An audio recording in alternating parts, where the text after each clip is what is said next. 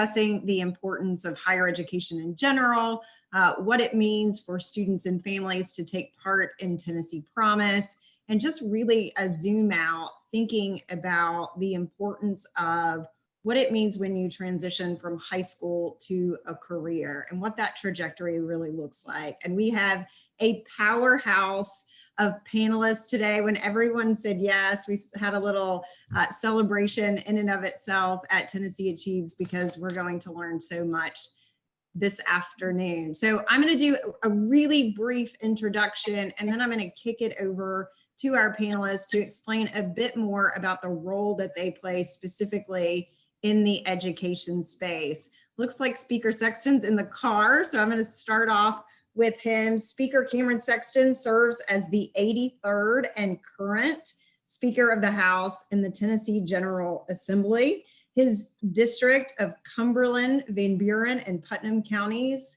is near and dear to my heart, being a girl from Warren County. I don't know if you know that, Speaker, but we're neighbors. And so excited to have you joining us this afternoon. Dr. Chancellor Tydings, Dr. Flora Tydings is the Chancellor of the Tennessee Board of Regents. And I'll allow her to explain exactly what the Board of Regents does. But I met Dr. Tydings when she became president of Chattanooga State, which I believe was the first year of Tennessee Promise. Is that right, Chancellor? That's right. That's right. Yeah, and I remember it was a huge impact at Chattanooga State, like 25%, if my memory serves me correctly. So we spent a lot of time together that first year. Absolutely. Well, thank you for being here. Mike Krause is the executive director of the Tennessee Higher Education Commission.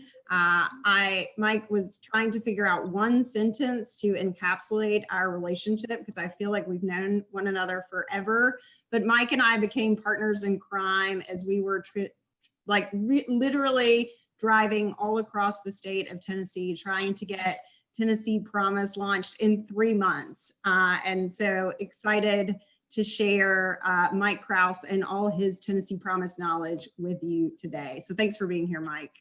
Absolutely. Thanks for having me. And then finally, last but not least, Mayor Jake Bynum, who is the Weakley County Mayor, serving in his second term. I will tell you, anytime we need someone from West Tennessee, Jake is the first person we call. So Jake, thanks for being a champion for students in West Tennessee. Appreciate you being here. Great. So, Speaker, we're going to start with you. Do you mind sharing a bit about your role and the role the General Assembly plays in the education space? Well, yeah, well, thank you all for having me today. It's a pleasure to be here. Good to see a lot of good friends. And, you know, what I would say is our job is to listen to the community, listen to those who are in education, and try to direct policy to help us achieve our goals, which is to have a workforce that is highly skilled and have a workforce of people who have vocational skills, college educated, or even as Tennessee Promise, 2-year colleges throughout the state. So, you know, I think one of the great things that we've done with the Tennessee Promise, Tennessee Reconnect and all that is create a system in our state where we have the opportunity to be successful and give those students the capability to achieve with mentors and other things. I think it's a great program. I think, you know, as a General Assembly, we're going to go back and look through K through 12 and see how we can mirror and bring that up to the level to really enhance what we're already started with the entire Tennessee Achieves type of project. So I appreciate being here. Thank you. Well, and I think you highlight a really important point. Oftentimes when we talk about the Tennessee Promise or when it's mentioned nationally, it's often focused on the student component, which is obviously a critical component of the program, but it was really rooted in workforce development from the very beginning. So I think a really important point to highlight from the beginning. Chancellor Tydings, why don't you share with us about your role and the role that TBR plays? Thank you, Chrissy. The Tennessee Board of Regents oversees the 40 community and technical colleges throughout the state of Tennessee. I like to say often that we are the largest higher ed serving institution across the state. We serve about 140,000 students a year. I also like to say that we're sort of the 911 for higher education. Whatever happens, whatever is needed, we will adjust and shift and change to make sure that we are providing for student success and workforce development. If a new company is looking at the state of Tennessee, we're going to build a program that will outline and replicate what they're doing on the job so that we can make sure our students are ready to go to work the day they leave. We also have a large obligation to make sure that students are ready to transfer to the universities when they finish with us. So we have a dual mission there that we either want them to be ready to go to work immediately or ready to transfer into a university fully qualified. And as many of you are aware, we started putting a warranty on our graduates several years ago so that if they do graduate from one of our colleges, we say that if in 1 year, if an employer says they don't have the skills for which we have trained them, we'll take them back and retrain them for free. Know that? Look at that. I just learned Yeah. something new. That's fantastic. I do like the piece that you mentioned about the flexibility of the community and technical colleges and how responsive they are, again, returning to the speaker's comments about the workforce. So there is a direct correlation between the work that's happening at TBR and what happens in our business and industries. Can you expand on that a bit? Well, it's absolutely critical that the curriculum that we teach is exactly what's happening in business and industry. And that's really what the warranty is put in place to kind of help shore up. I tell presidents that if they get a warranty claim, that's not a bad thing. What that does is tell us that maybe we have an area that we are not giving enough attention in the curriculum when our students go to work. I will say that in the 3 years we put it in place, we've yet to have a claim, but when we do, we know that we will adjust and change and make the curriculum be centric to the industry. The partnerships that we have with the Department of Labor, with the Economic Development Division for the state are critical in that we stay on top of changing our curriculum to meet their demand and their need. And so it's very incumbent on us to be involved in our communities, to have advisory committees that serve on all of our programs so they can tell our faculty members, this is what the curriculum needs to look like. Thank you. Okay, Mike, so we throw around acronyms all the time in education. Tell me exactly what THEC and TSAC do and what role you play in higher education.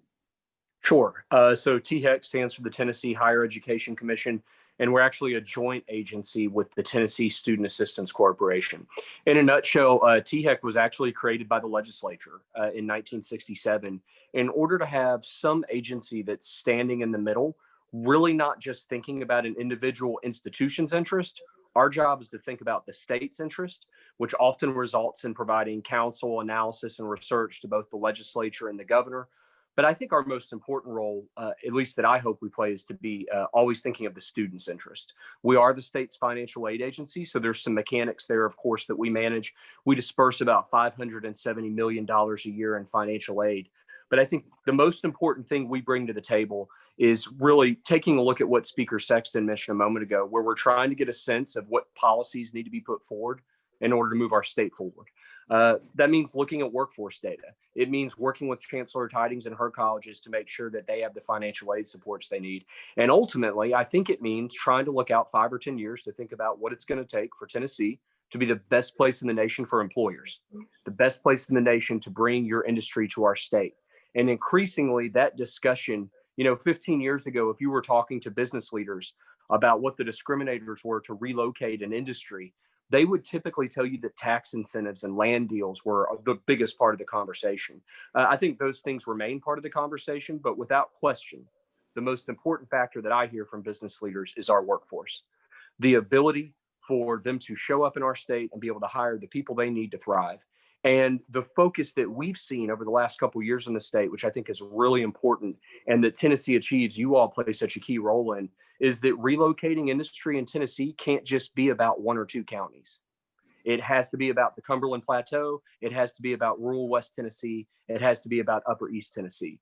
And the reality is we've learned something really interesting in the last 6 months, which is that a whole lot of work can be done in a way that's geographically separated, maybe in a way that we wouldn't have considered in the past.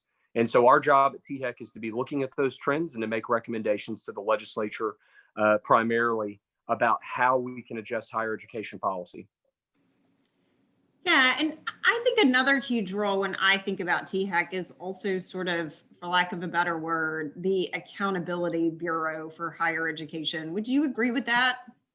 I would. The legislature made a decision about 10 years ago that we would fund our colleges only based on their outcomes. And so to your point, Christy, there's no doubt we are the fiscal agent for all of higher education, overseeing about $1.6 billion in operating funds.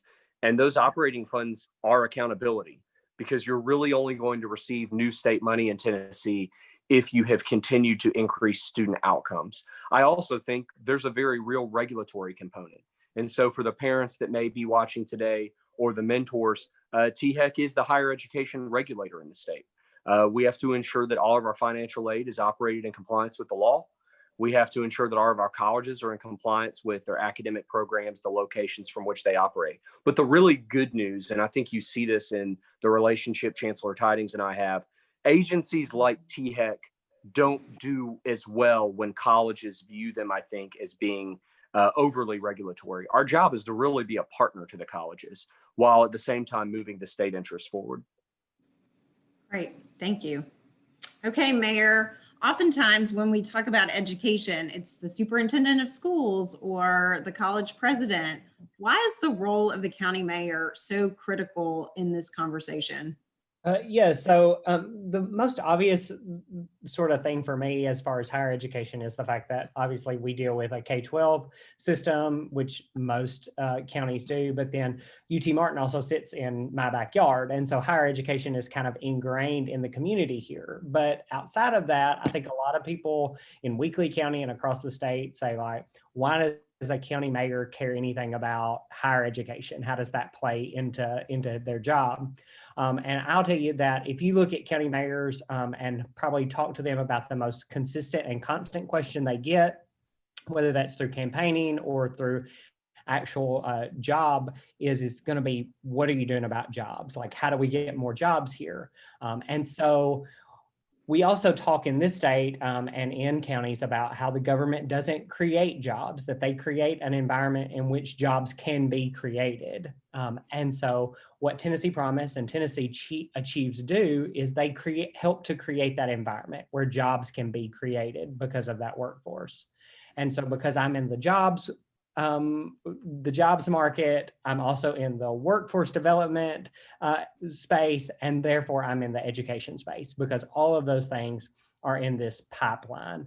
And so that's why we look at higher education attainment as such an important piece of creating this workforce that then we go out and recruit those jobs to come into our local community. Yeah, I think you nailed it. I also think the county mayor is very much about priority setting for your community. So tnAchieves was started in the county mayor's office, right? And it was about providing a world-class workforce to recruit business and industry into Knox County. I mean, luckily it also involved all the things we know to be student focused. But would you say that in Weakley County, well, first maybe tell us about Weakley County. Where is Weakley County for those of us who haven't traveled the state? But why do you think that priority setting around education is critical? Yeah, so Weakley County is in the northwest part of the state, so almost as far north and as far west as you can go. I'm almost at the Mississippi River, and obviously a rural community. About 35,000 people live in Weakley County. That includes the student population there at UT Martin, and so very rural. you know, a lot of times people ask, like, what is the job of the county mayor? And we talk about that I'm a salesman, essentially. I'm a salesman for the county, but also a champion. And so that's that other piece of that I'm a champion for our local community. I'm a champion for our students, but also a champion for those programs that make our community better. And that's where we get into and why my office has been so supportive of the Tennessee Promise and tnAchieves is because it's a really important piece to sort of make and sure up the success of Weakley County. That's great. Okay, Speaker, we're going to come back to you and talk about 2014 when this groundbreaking Tennessee Promise legislation was passed. What did this mean for students and families? Why was this such an important piece of legislation to you? And what do you think it means for your constituents? Well, I mean, I think, when Governor Haslam proposed it, Randy Boyd kind of spearheaded it for him because of the Knox County slant that they were doing. And, I think what it was truly was, it was very well defined, meaning that it was able to identify what we were trying to achieve, which was our workforce wasn't at the place to be able to recruit businesses. So when we looked at it from that standpoint. I think people had a lot of questions because it was something that hadn't been done statewide. I think too, when you look at it, you see a lot of states who are talking about it. And even in the vice president debate last night, they want to focus on the word free. It's free for this and free for that. It's not really about the free, that's a part of it, but it's really about economic development, about getting students the skills to handle today's jobs and partnering with the business community. That's what it's about. It's not so much about offering free stuff. It's really truly about how do we help businesses and students and people reskill themselves, provide new skills.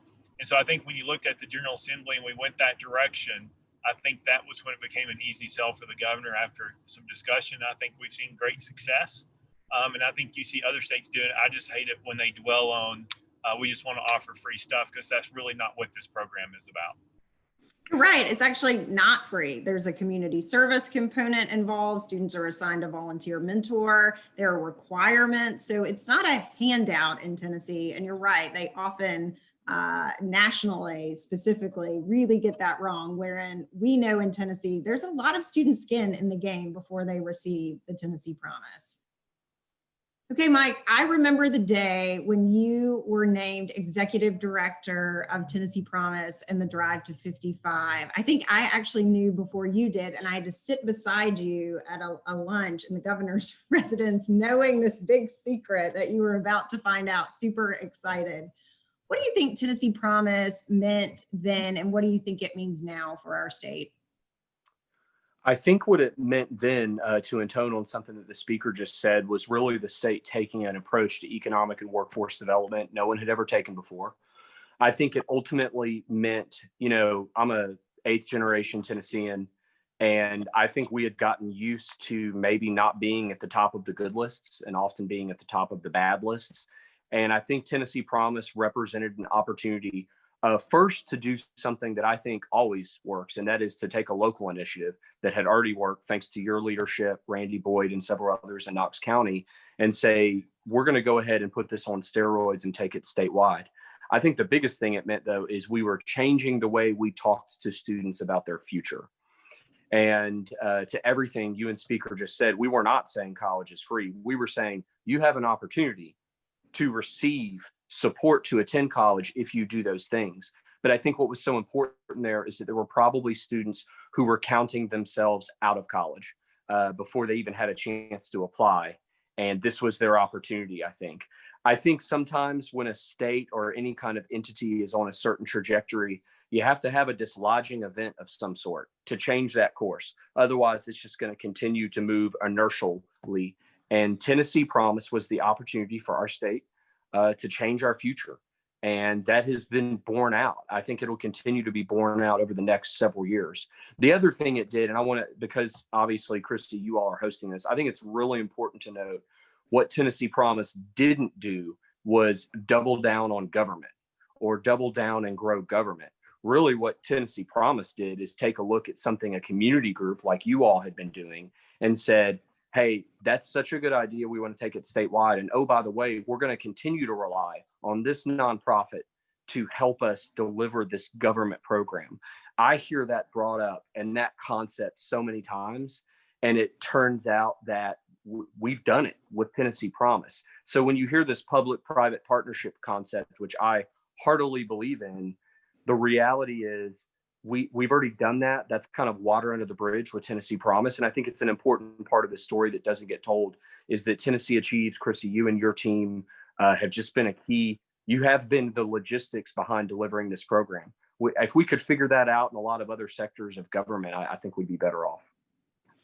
Yeah, I think we're just stubborn in our pursuit of student success. So maybe that's the magic. But you know, I think the public-private partnership works also because we can, you know, decisions are made and then we can deploy really quickly in the private sector in a way that doesn't often happen in the public sector. And I see other programs across the country really relying on free college alone when we know there's a lot of other things baked into Tennessee Promise that have resulted in the success that we've had over the past 5 years. What do you think now, Mike, with COVID?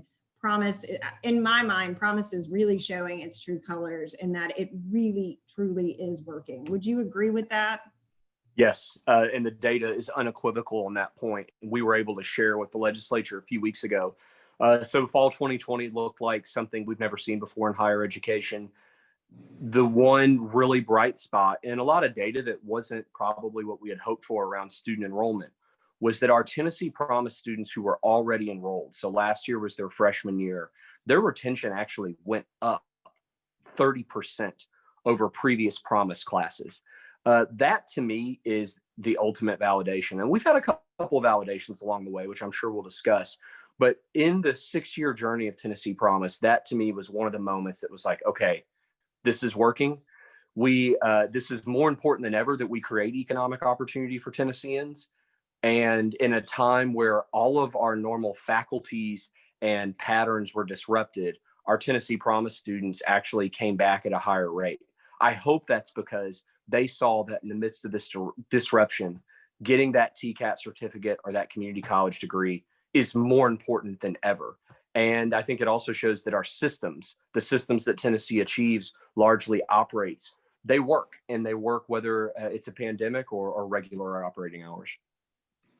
I think it's a testament to all of us also pulling in the same direction. I think much of the magic also of Tennessee Promise is the alignment that exists between K-12 and higher education and nonprofits and the public sector, right? We're all in this like linear, on the same page, in the same book, speaking about what is best for the student. And I will tell you, I think that's really rare talking to other programs across the country. This type of alignment that really, I think Promise made us hyper aware that needed to exist doesn't exist elsewhere. So I think that's part of the magic as well.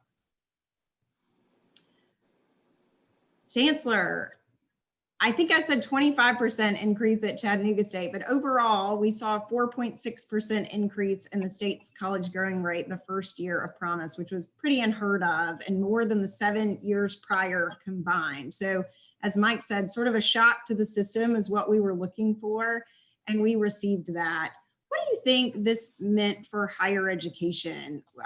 Promise bringing in a new student into the space. We talked about the flexibility that is baked into the community and technical colleges, but how do you think this played into higher education in general? Well, first of all, I do need to say that I think part of the magic was Mike Krause and Chrissy Delejandro.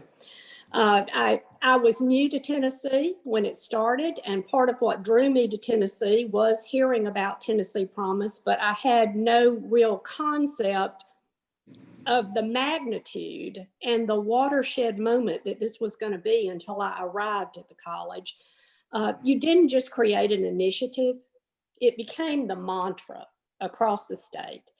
The effort that went into promoting this from, as you said, K-12 all the way through to the parents was so evident. And it is what created, I think, that early success that we had. I loved Governor Haslam's quote that it became the discussion at the dinner table, not if I can go to college, but where will I go to college? And that did make a difference. People now knew they could go. They believed they could do it because the story had changed. I can go, I can start, I can be successful. The supports were put in place to help them fill out FAFSA, which was a daunting process to begin with. So that wall was broken down for students. We did see this huge change in enrollment. The average age changed. A community college typically had an average age of about 28 prior to promise. After promise, that went down to around 22. That's a huge change. Huge. Overnight, huge change. And so just the atmosphere on the college campus changed. I can remember those first few weeks of having the students on campus and us in administration looking at each other going, we don't have enough things planned, not in the classroom for our students. Because now you had a group of individuals that wanted a holistic college experience. Prior to that, our community college student had pretty much been a commuter student. They came in, they took their class, and they left. Well, we also know that that's not the best atmosphere for a student for success. When a student comes and engages in campus activities, the likelihood of them graduating goes up exponentially. So to have a group now that wants to be engaged in campus activities, that wants to be on student government, that wants to have a host of clubs and initiatives that relate to their academic programs was new for community colleges. So it really changed just the overall atmosphere of what was happening on our colleges to the good. And I think has just made a tremendous improvement in, as I said earlier, in our students that come, that graduate and get a job, but also in our transfer rate to the universities. Because now students, as I said, they know they can do this. So if a 4-year had always been their goal, they can now start with us, get that confidence that they needed to be successful, and then transfer on to that 4-year degree. So it's totally changed the landscape of the state of Tennessee. And I will share again, just real quick, as Director Krause and I and others have realized, when you leave the state of Tennessee now and you go out and you're on panels in other states, it almost becomes a little bit embarrassing because we try to not brag outright about the great things that are happening in Tennessee. I brag. So you guys try to, I brag. Possible not to, because it is so wonderful, but you do start finding yourself getting a little quiet there for a moment because it is an incredible atmosphere. And it took, I've got to say it again, incredible people that led it. And the two of you were at the forefront of that. So can't say enough good things about what you did.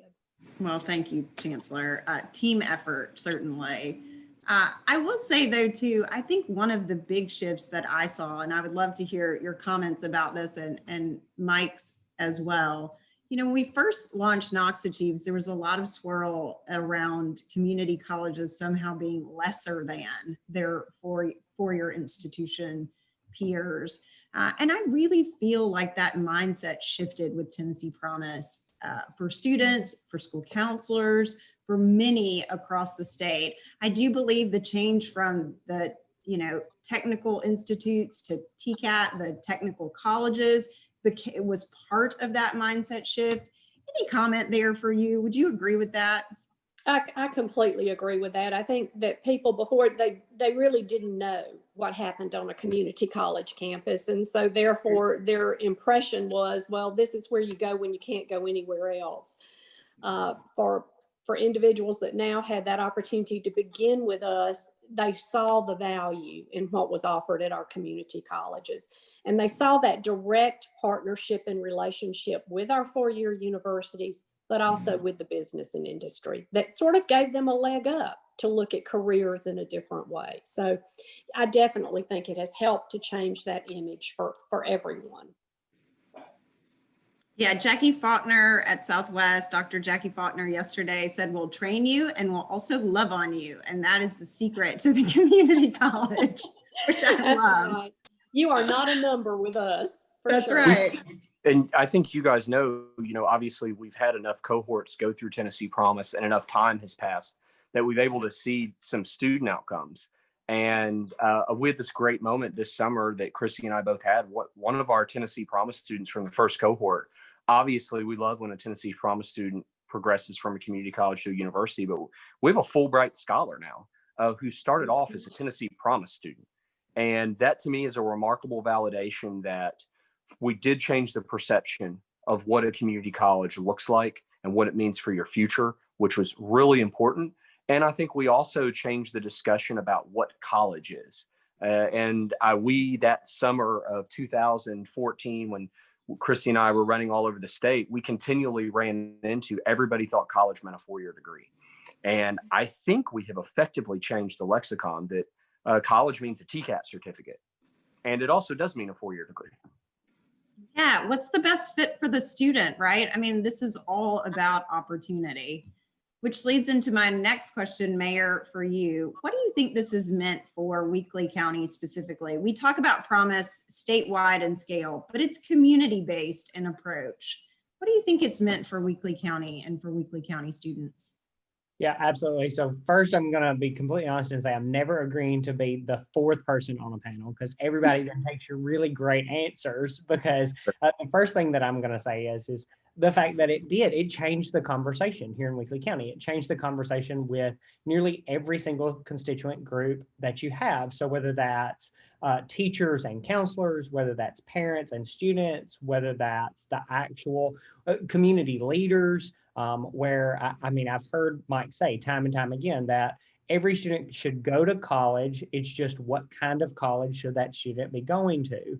And we got a lot of pushback, especially from my older group of community leaders who's like, no, not every student should go to college. And it's an education piece of like, yes, college is a TCAT, a community college, a four-year institution. All of those things are important.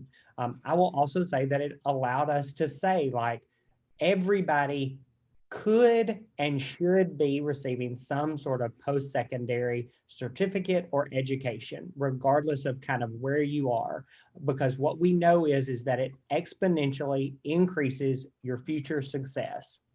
And so whether that's going to a TCAT and getting a certificate, going to a community college and getting some sort of two-year degree, or going to a four-year institution, everybody should be taking advantage of those opportunities, while also understanding that it allowed community members to then participate in the process. So they were allowed to come in and volunteer to be mentors and have conversations with our students that they'd never really been able to take part in.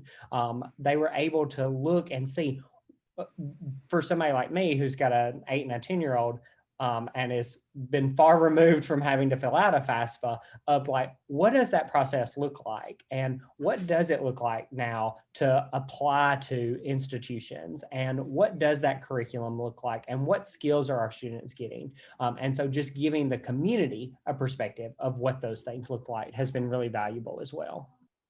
I completely agree. I think every year when we're tasked with recruiting and training 9,000 volunteers, that not only are they helping students, but we're building champions for education, right? From pre-K all the way through to the workforce pipeline, because they're getting a firsthand glimpse into student lives that maybe didn't mirror their own experience. I mean, I think oftentimes when we think about higher education, we think about it through the lens of what we did, what college we went to, how difficult it was for us.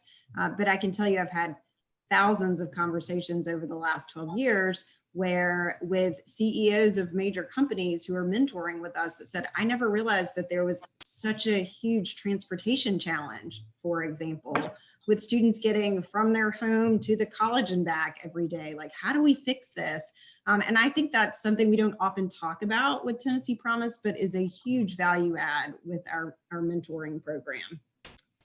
Speaker? Yeah. Oh, it looks like we have a new panelist with us. Oh, we do. We do. We do. Great. A future Tennessee achiever. I love it. We'll recruit her. So one of the roles I know you play, recruiting business and industry into Tennessee, major role. Will you talk a bit about the role that Tennessee Promise plays in those discussions? Mike alluded to this in the beginning, but I think it's really important that we understand how this is more than about serving students, big piece, but also about recruiting business and industry into Tennessee. Well, I mean, I think when you look at when we passed it, the goal was drive to 55, which mean that we didn't have enough technical experience in our workforce. And so when they started looking at, what businesses were being recruited and what their needs were and what directions we needed to go, the number one thing, you can have great property, you can have a lot of great things, but if you don't have the workforce in your area to handle those jobs, they're not coming. And so they're going to go somewhere else. And so, all across our state, we have great benefits of businesses wanting to move to Tennessee, whether you want big city, suburban, or rural area. But we were needing to upgrade our skill set all across the state. And so it was really listening to ECD as well as higher education and the local elected officials on what was the common denominator on why we were losing businesses across our state. And it came back that workforce was a big concern. And so what you've seen here in Cumberland County is a huge increase in the Tennessee Promise applicants, more people looking to do vocational school. And so there's a lot of great things coming out of this area. And so we'll continue to work, but it was really working with all the entities and seeing what we were lacking in, and then doing a comprehensive statewide approach. So I think it was a very visionary thing to do, and we're fortunate to put it in place.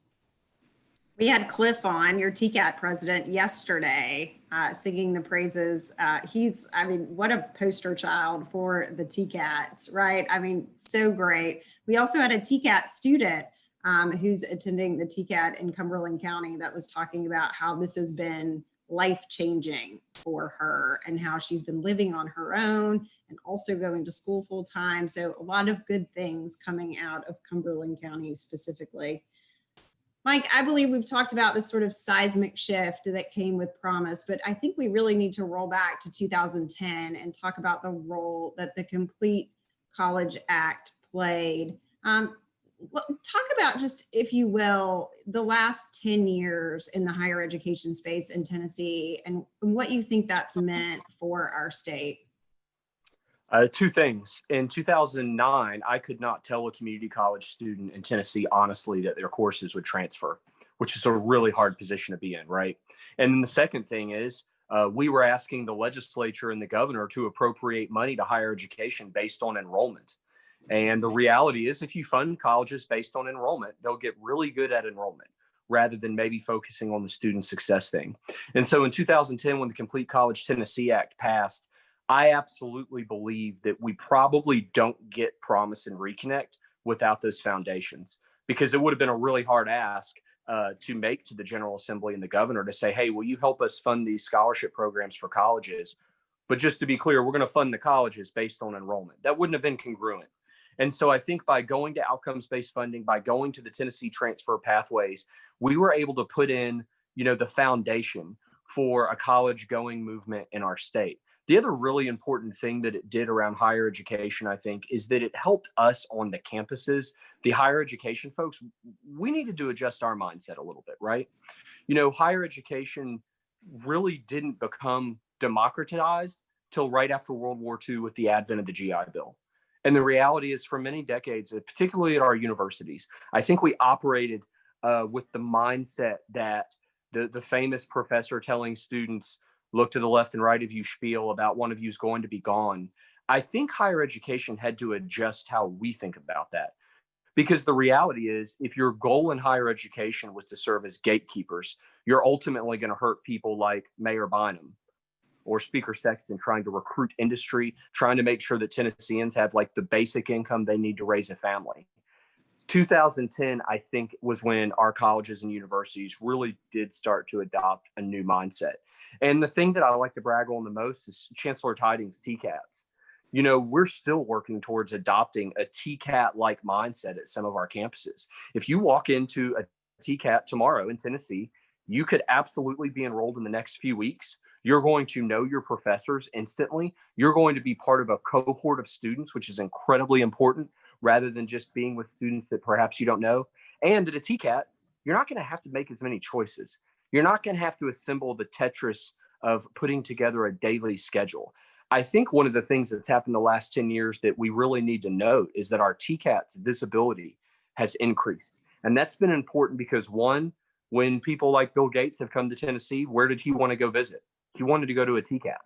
Second, I think it's been important because the message to Tennesseans that Mayor Bynum mentioned has really broadened to be that college can look like a bunch of different pathways. And all of that really had its roots in the Complete College Tennessee Act. I agree. I mean, I think when returning back to like pre-COVID days when we were all traveling and talking about the great work that's happening in Tennessee, it really did start over a decade ago with CCTA. And I think other states are also very jealous of this model of accountability that we have for our colleges. And I will say, I think our colleges have responded to that model as well. Taking us back to present day, Chancellor Tydings, I'm guessing you get this question 15 times a day, but I would be remiss if I didn't ask, how are campuses responding to the challenges of COVID? I think there's some opportunity here for us to learn a lot of things that perhaps we didn't think about in the education space, so a lot of space for innovation, but how are campuses responding to student need right now? Well, and if you've heard me talk about any of this lately, one of the things I like to say is that we never closed. We never shut down. We took our spring break early, and our faculty took all of their programs and converted them from on-ground to online. Now, 3 years ago, we did put in an emergency planning preparedness where every faculty member had to build a shell for online. So we had some of the work done. But as I've also said, this is sort of like when you put your cold weather kit in your car, you put your batteries and your flashlight in there and your granola bar, and it doesn't snow for a year or so. The granola bar starts to get a little stale, but you don't check it and you don't check the batteries. By the time we got to pull those shells out, they were a little stale. And we had faculty that just barely could just copy what they were doing and putting it up online. What this has taught us is that we need to be much more proactive in helping our faculty actually teach hybrid and online classes.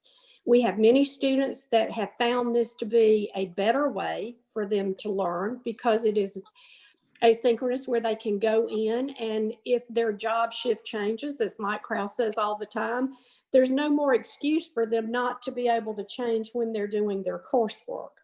We want to see that continue. We know that this has become our new norm, that we'll continue to shift to those courses online. But it also produced some real disadvantages for some of our students. And the disadvantages were for our students most in need. For those that had challenges, we talked about the digital divide.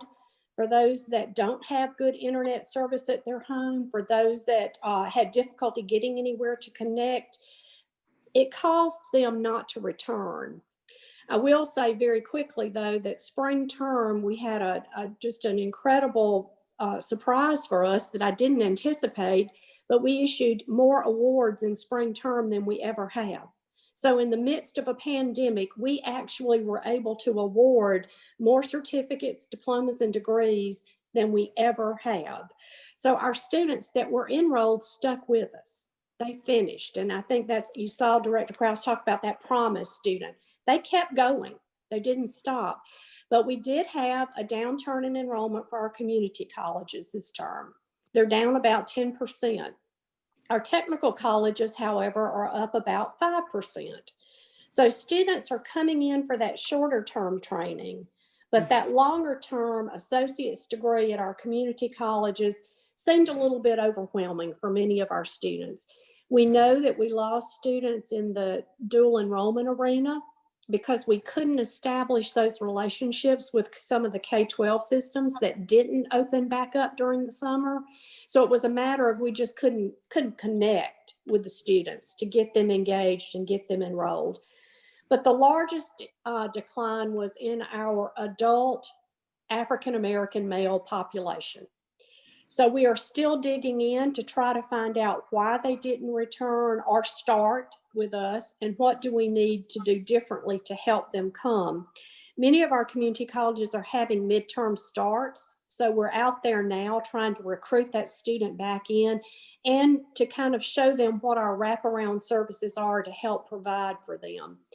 For many of those adults, and one of the conjectures that we put forward is if one member of the family had gone back to work and they have children that are at home learning online, it was overwhelming for them to go back to school. So overwhelming for me. I understand that.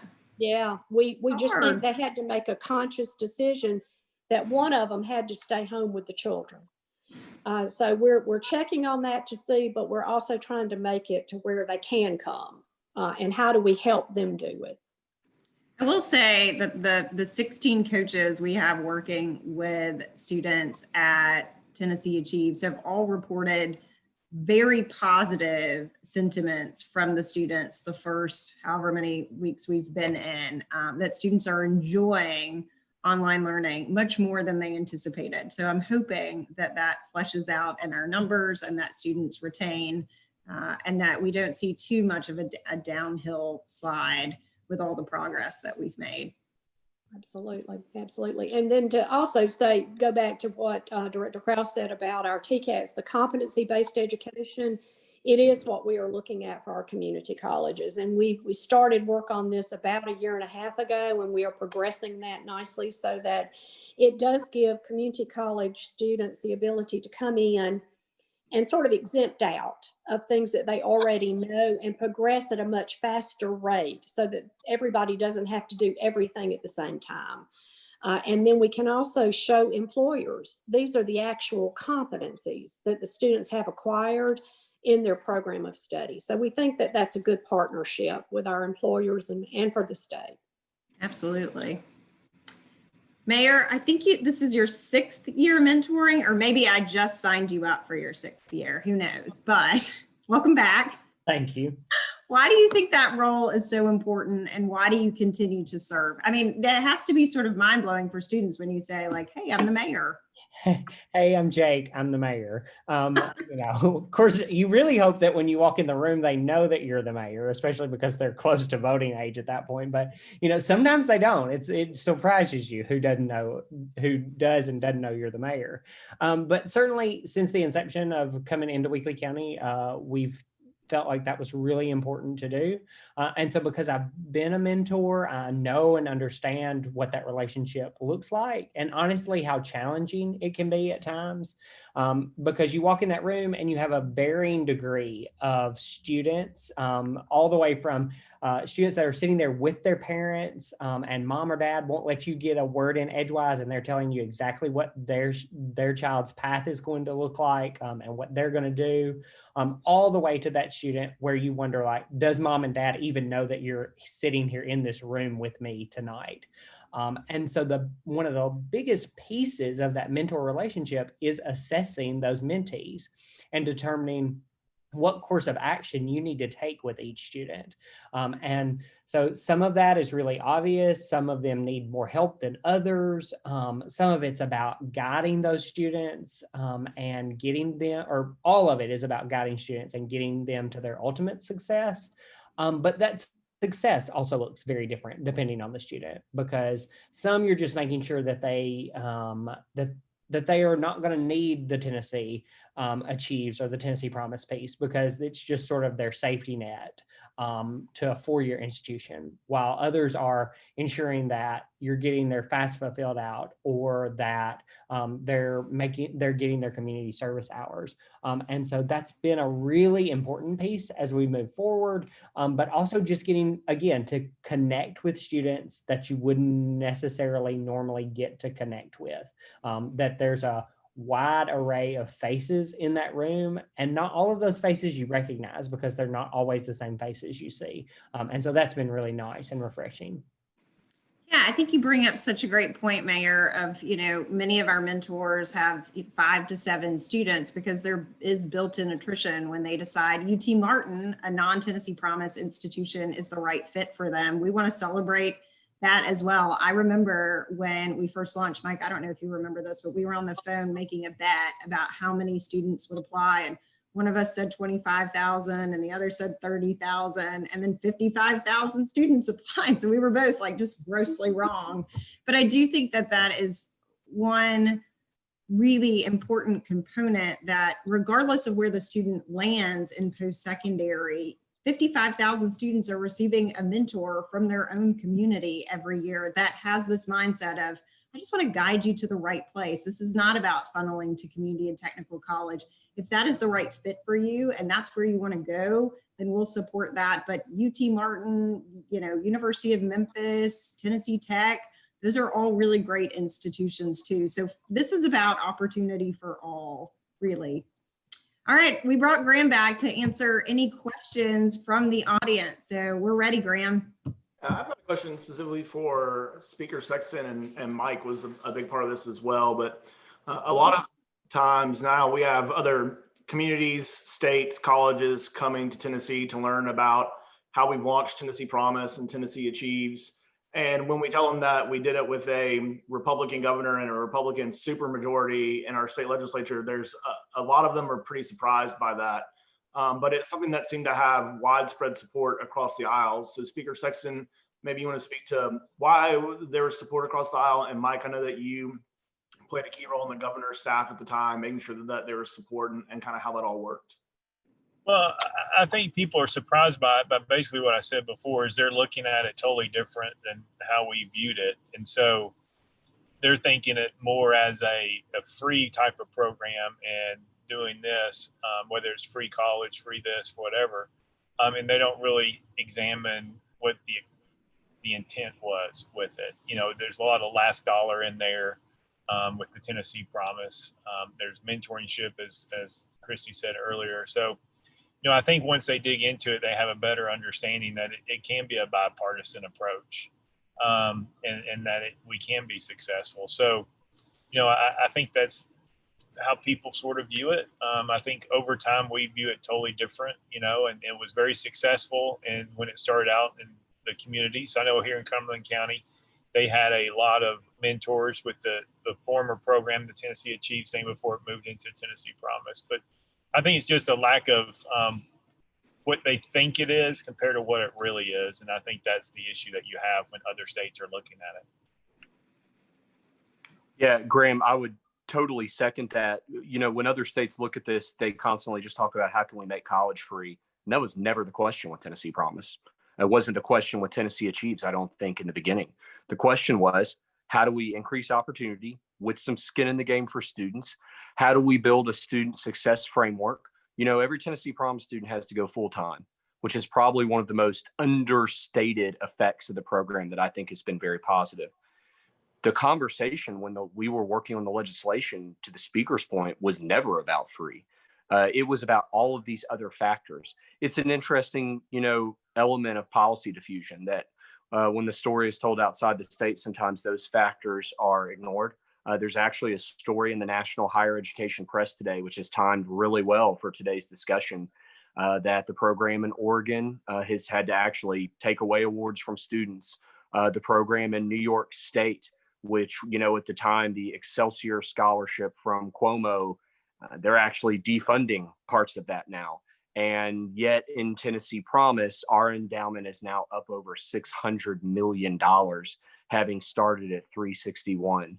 And so I think it's just an example of, those that are watching that are Tennesseans know this state has an independent streak. Tennessee has always had that kind of streak. We did this our own way. We really didn't follow the national trends. In fact, we kind of set the national trend.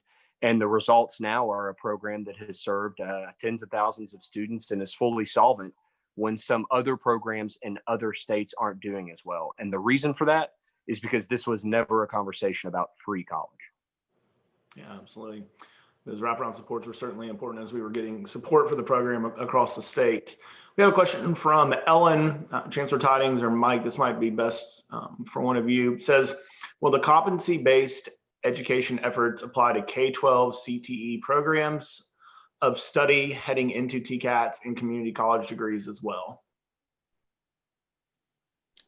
I would love to see it go Yep. that way. We've not had that conversation with K-12 at this point. They know that we are working on it, but we've not had conversations about pushing it down to that level, but it is logical and would be good. And we're probably at the best intonation point on CTE collaboration with higher ed that we've been in years. Chancellor Tydings has done, her and her institutions have done an incredible job of taking dual enrollment from just being about gen ed to being about technical as well. Obviously, the GIVE Act enacted 2 years ago has been pretty pivotal as well. I think that's the conversation. If we're able to make sure that our classrooms in higher education become competency focused, how can we do that with the CTE courses that overlap? That's a very fair conversation to have. Mm-hmm. Yeah, I appreciate your guys' insight into that. Mayor Bynum, I've got a question for you. When Tennessee Promise was launched, I think there was some concern across the state about four-year universities, how they would respond. Would there be a dip in their enrollment? And UT Martin really from the beginning has been extremely supportive of Tennessee Promise. Chancellor Carver has served as a mentor with us every single year. What is that relationship like in Weakley County, and what does it mean to have a four-year university? While they may not see the initial benefits of Tennessee Promise, maybe see it on the back end, what has that relationship been like in Weakley County? And then I'll turn it back over to Chrissy to close this out. Yeah, you're right, Graham. I mean, I've always been a supporter of the program, but there were several people in the community where their minds were just blown. Like, this is going to kill UT Martin. So even some people there on campus, I will say, like, I can't say enough nice things about, or I can say enough nice things about Keith Carver. But I will say, when Keith kind of came on the scene, it certainly changed the conversation regarding four-year institutions and their relationship. Obviously, Keith has done a lot of work in that space with his institution and support of Tennessee Promise and Tennessee Achieves, because we now have lots of mentors from the university's campus who are now Tennessee Achieves mentors. And that's really reassuring and sort of shows the buy-in. As proponents of the program, we also think that it's really important for students to understand that this creates a step in a pipeline potentially that you may, while we've been big proponents of TCAT certificates and community college degrees, it may not be where you need to stop, that there may actually need to be this ongoing progression in your education process, because what I think students think is I'm going to get a degree and then I'm going to go out there and I'm going to make a lot of money. And that's not always the case, that you may need additional training, additional requirements in order to be truly successful at the end. And so what it's done is created a pipeline for the four-year institutions, but also created this pipeline for our workforce and for our students, most importantly, to be successful throughout their lives. Yeah, we love Keith. We love Chancellor Carver at Tennessee Achieves and feel Everybody like does. everybody who doesn't love Keith. Shout out to Keith Carver. Well, I want to just say how deeply grateful we are. You all are incredibly busy and doing such great work for Tennesseans. But thanks for carving out an hour to talk about all things Tennessee Achieves in higher education and Tennessee Promise. I feel like Promise has been a gift to this state, much because of your leadership. So thank you so much and have a great rest of the day. Thank you. Thanks, y'all.